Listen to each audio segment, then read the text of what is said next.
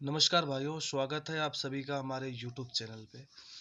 हम 2 मिनट में बात करेंगे सिर्फ एसएससी जीडी 2011 भर्ती में हमें नौकरी मिलेगी कि नहीं और क्या हमें इसका इंतज़ार करना चाहिए या नहीं।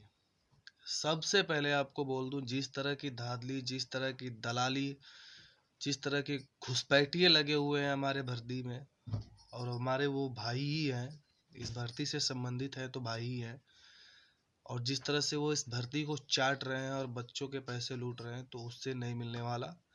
गलीमत इसी में है कि कहीं ना कहीं निकल जाओ और 2 रुपए 4 रुपए जो भी है अपना कमाने और सेविंग में लग जाओ। मैं अपना बता दूं, सिर्फ एक पर्सनल बात। इस भर्ती के चक्कर में पिछले 11 महीनों से बैठा हुआ हूँ।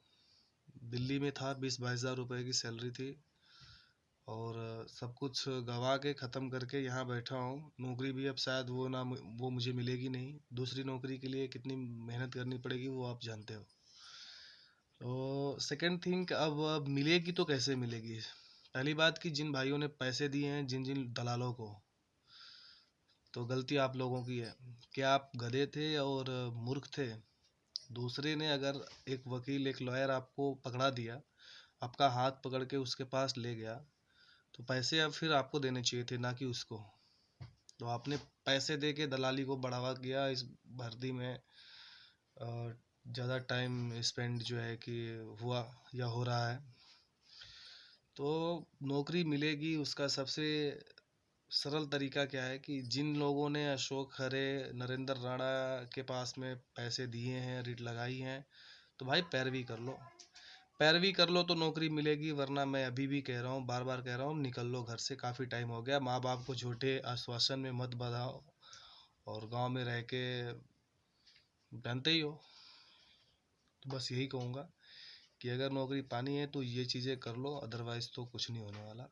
चाहे वो कुलदीप हो, चाहे रतन मीणा, कोई कितना भी दम लगा ले, कुछ नहीं होने वाला। ठीक है।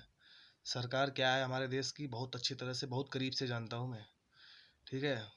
आप लोगों की आदत होगी बड़े मन से भाषण देना, और मेरी आदत है कि चुपचाप सुनते हुए उस बात में सच्चाई क्या है वो उसका पता निकाल लगाना।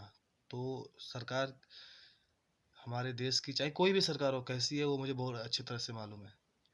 तो बस पैरवी कर लो, क्योंकि डबल बैच से हमें निर्णय या हमें नौकरी नहीं मिलेगी। मिलेगी तो सुप्रीम कोर्ट से, और हमें सुप्रीम कोर्ट तभी जाना होगा जब यहाँ से निकलेंगे हम। ठीक है। समझ गए हो तो जय हिंद, जय श्री राम, इनकलाब।